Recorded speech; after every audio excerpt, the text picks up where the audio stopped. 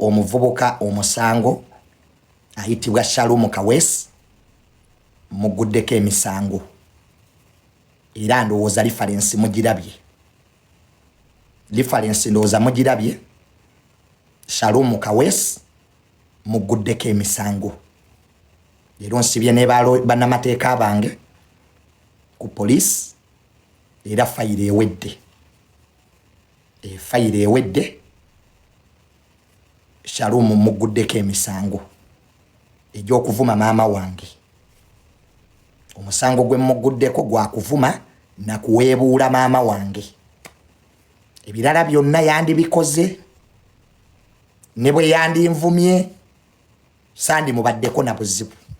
Naye okuvuma okuweebuula maama wange n'omulangira nga bwali omunaku nga gwatugulira emmere n'oyogera ebigambo bingi. Kintu te ku police today. Abantu bangi balabye interview omwana oyo Shalom gye yakoze. Abantu tebabadde basanyufu. Era Shalom nkuguddeko emisango zonna allegations ze wakoze ku maama wange, ku family yange, taata wange nga bwe yafanga munaku nga tosobola kumanyira maama wange. Ebirala byonna Shalom wandibikoze. Naye akamanyiro kabadde kakususse era mbadde katwe ku police fayire ewedde. Ojja kuleeta obujulizi mu kooti. You'll prove in court. Kwetofaayo byonna bye wayogedde wabyogedde otegeera kati obujulizi bye wavumye maama wange bye wamuvodde nga bwatategeera nga bwasaba amafuta alomba tategeera musiru byonna nga we babyogedde my brother. Kino kyenkoze kyensobola okukolera. Kyensobola okukolera. Kati gwereeta obujulizi nga we na faking accident era nali wa musajja byonna Shalom ogenda kuleeta obujulizi. Kino bantu mmwe mulekerawo okumanyira bazadde b'abantu. Guys, joke around with anything. Tozanyira ku bazadde b'abantu. Naddala maama. Naddala ekintu ekiyitibwa maama. Ebirala byonna mubizanyireko wano ku TikTok. Unagenda kuba ekyokulabirako. Don't joke around with people's parents. Ebirala byonna mubikole omuntu mukwate muvume togatta mu bazadde be. Let this one be an example. Shalom kabeere ekyokulabirako akamanyiro kabadde kasusse wano. Ng'omuntu akwata muzadde wo n'amuvuma gwatalabangako gwatamanyire bwafaanana gwe batenkanya na myaka. Kati ono kabeere ekyokulabirako. Emisango njiguddewo era Shalom prepare your lawyers. Gwe byonna bye waleginze be ready to prove them in court. Nze nkwetaaga mu court obiproving byonna bye wavumye maama wange. Singa wavumye nze saadi kubaddeko na buzibu. Naye kasita wavumye my mother kati ojja kutegeera. Don't worry. Don't worry. Christmas oyinza ogiriira eruzira. Temuddamu kumanyira bazadde b'abantu. Temuddamu kumanyira bazadde b'abantu. Oba oyomba n'omuntu yomba n'oyo. Yes, wano yomba togattamu baganda be. Togattamu famire ye. Notuuka okuvuma maama wange gwotalabanga nako. Gwotaliisa temwenkanya myaka muvubuka gwe. Maama wange tomulabanga nako. Newammwe gye babazaala Shalom simanyiyo. Naye wasusse w'olina okukoma. Zubeda yakutunuulidde. Njagala Shalom oddeyo olabe interview eyo. Zubeda yakutunuulidde. Zubeda yakutunuulidde. Oba wazi oba onwedde biki, I don't know. So fayire ewedde. Reference weeri. We shall find ourselves in court. Oyogere sebo bye wayogedde nga family yaffe we tuli abanaku ng'ettaka lye tuliko lya ndagaano sina bingi nga bwe safu na accident. Shalom ogenda luzira. Ogenda luzira. Ogenda luzira. Akamanyiro kabagwe. Akamanyiro kabagwe. Gwe tuloza nti buli muntu ojja manyira mama we adde wano mwevume ebyo byaggwa munnange.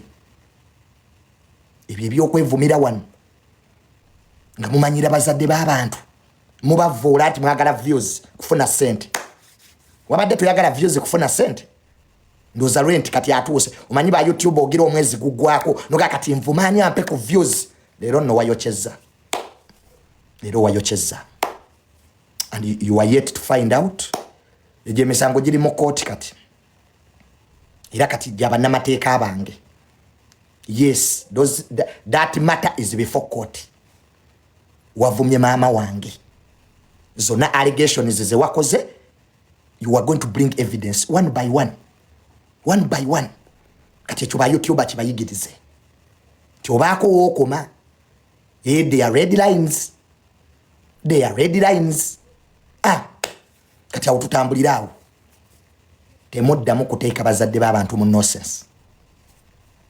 Mwe bwe muwana abammwe. Mama wo nali muvumyeko. Osolo kumpayo video emu Shalom nga nvuma mama wo oba omwana wo oba mukyala wo. Oloza simanyi kuvuma. You thought my brother I could not abuse. Nenze siri mu ebyo. They are red lines. Wailiwo wotasukka. Kati gwe wasaze red line, you are going to feel the heat. Kati gwe tegeka evidence byonna bye wayogedde. Zubeda talina kye yayogedde mukazi wattu. Era Zubeda ankwebaza. You didn't say anything. Toyina kye wayogedde gwe wasirise. No leka oli ne yemalayo kati wafunyeyo 5 minutes of fame. Kati ketugendeko mu kooti olabe. Ennaku eziddako zigenda kubeerera nzibu. The coming days are going to be hard for you. Kabampaana abeerawo naye tokola kabampaane ku maama wange. You can joke with anything, not my mother. I wake up every day to hustle for my mom. Nze siri mu nsi eno kusanyusa muntu n'ogu. I'm here to please my mother. Kati you are going to know the real Junior. Anti bulijjo noonya. Bulijjo noonya wangambye ndi munaku nsabiriza sina kyendya. Kati ogenda kulaba my brother. Kati you are going to see the real me. Abantu leo basiri kati baba basiru. Goza fe ba mama afe we mubavuma eyo trend kati yaggwa. Abantu okujja wano ne bavuma bazadde babalala ne bavuma ba mama babalala eyo trend yaggwa. That trend ended. Kati gwe prepare your defense. You'll need a lawyer because the coming days my brother zigenda kubeerera nzibu. Akamanyiro kakugwemu. So nze sijja kuvuma Shalom. Ensonga kati ziri mbanna mateeka za kooti. Mama wange ogenda mubuulira wawe yakulabira. Mulabika mwemanyi with my mom. Mulabika muli ba wakamenti mwenkanya emyaka. Mama wange olabika omumanyi nnyo munaku mwavu nga bwe wayogedde talina magezi. Tategeera atambula asabiriza. Era fe tuli banaku tatange talina we yatuleka. Era ettaka lya ndagaano sebo ojja kujjayo ekyapa ky'ettaka lino. Wali mu kooti wenkwagala. Akamanyiro kabagwemu baana mmwe. Mutegeere nti omuzadde kintu tekizanyirwako. Ffe wano tumanyi okuvuma. Naye waliwo omuneewe tutasukka. Notegeera nti wano wosisukkawo. Ndowooza Shalom reference ogirabye. I sent you that reference. Era ba YouTube abangi njogedde nabo. They are not happy with you. I've talked ba YouTube abangi bankubidde amasimu today. All day. Si basanyufu naawe. Kati kitugendeko mu kooti. Ateze nali manyi nti ebyantambi byakuyigiriza. I thought you had learned. Obutagatta third party mu conversation zo. Ntambi bamusibanga olaba. N'ebyamusibyo obimanyi. Kale. Ezo ensonga kati z'abaloya bange. I will not comment about that case. Nze ogwange naloopye. Fayiro bagikoze. Reference efulumye ndowooza mugirabye. So we shall meet in courts of law and we get evidence. Shalom buli kyewayogedde make sure kinako obujulizi. That is now the burden you have. Accident wagambye saafu na accident. You said it nti naba numba obamanyi. It's you said it. You said saafu na accident naba numba okunzita, you know them. Kati you'll prove. Mulekera okwogera ebintu bye mutamanyi. Stop talking about things you don't know. Ekitu omuntu kaba kamwaki. Ekitu Katonda kyeyawo omuntu ekisobola omuzika kamwaka. This mouth. If you don't learn to control your mouth, you'll land in trouble. Nze kyetegedde mu nsene. Ekitu omuntu mumwa guno. Bwogenda oyasama ebintu nga tosoose kulowooza bikusuula mu buzibu. So, let us see. I'm not the complainant. It's my mother. Mamange ye yaropye omusango. Gukumu defaming ano omufuula ekitagasa. How do you abuse my mother? Who are you? Who are you? Who are you, younger man? How do you defame my mother? Wali otuddeko ne mama wange Shalom? Have you ever sat with my mother for 3 minutes? Is there any party gye twali tukuyiseeko at our home? Oyina kyomanja muganda wange kye nakutwalira. You do an interview defaming my family and you think nja kujja wano omanyire twevume. That is done now. File katwe. I need you in a court to prove everything you said about my mom. And this time I'm not joking. I think it is high time abantu balabe kusaidia y'abantu endala. You have no right. You have no right to defame anybody's parent. So, that's it. That's it. And me, it's not something I wanted to do. But there are times when you have to put a stop on some people. Nobalaga wewe bakoma. It's not something kinabadde njagala okukola naye waliwo wootuuka. Yes, by the way abantu bazze bavuma my mother. Kanka kayanvuma wano ne musonyiwa. But today abantu bankubidde amasimu mu government. Big people have called me. Ba YouTube bankubidde amasimu ne bangamba this cannot go on. You wayiseewo nnyo.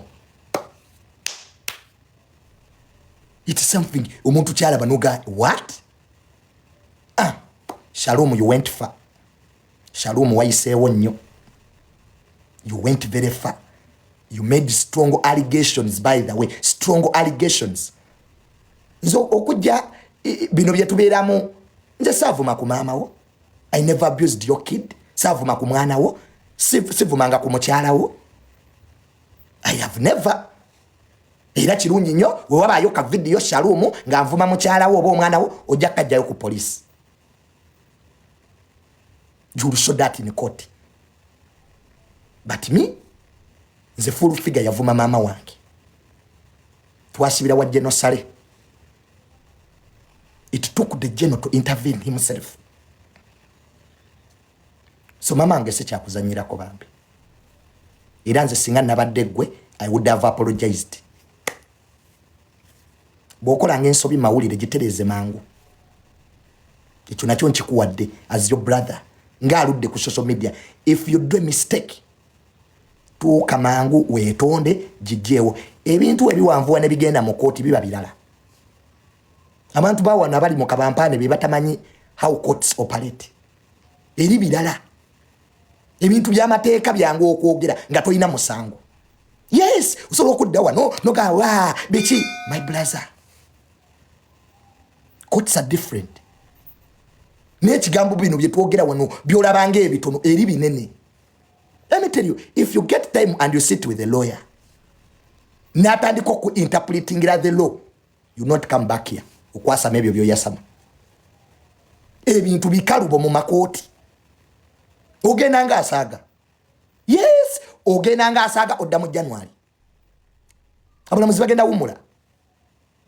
ebintu ebyo ebitandika bamulopye references izo, the next day you know it, you are in court, prison. Okoma bagamba omulamuzi alina owulira omusango taliiwo yagenze mu livu January. Don't mess with people you don't know. You joke around with social media, don't joke around with the law. Saagira wano ku social media tuzanyira amateeka malala. Nze tuvula wenkola ensobi neetonda. I apologize because I know. Kasita bisuka police era kankubuulire nga bwe bakugulangako omusango negotiating very fast. Akonka kuwadde buwi. The moment mateeka teri musango omutono. Omusango gubanga omutono ng'oli bweru. But when you go to the police, that's when you know in road there is no small case. Ekyo kigamba nnyo abantu bembeera nabo. Era nze omuntu wajja nangamba Junior gundi yanziguddeko omusango mugambira ugenda oteese naye. Go look for dialogue very fast. Because bitandikanga ebitono biranda sente ne zigenda obudde ne bugenda. By the time you know it, you are in prison 1 month, 2 months, 3 months. Kakati govuma otya mama wange se. So me, I have done my part. Baloya bange mbebaza. I want to thank my lawyers. Thank you so much. Mwebali nnyo my lawyers. Yeah. So ekyo kyokka kyesobola okwogerako ogwo omusango naye ng'abantu mbagamba tovuma bazadde b'abantu. Please don't abuse people's parents. Bw'oba olina obutakkanya ne Junior vuma Junior. Nze Shalom ne bwe yandinvumye n'anfiirako singa simuyinaako buzibu. Shalom ne bwe wandinvumye n'onfiirako, I wouldn't have had a problem with you. But the problem involving my family, making allegations. So let me hope you have the evidence to prove. Oyinza okuba oyina evidence. So we wait for court. We wait for court.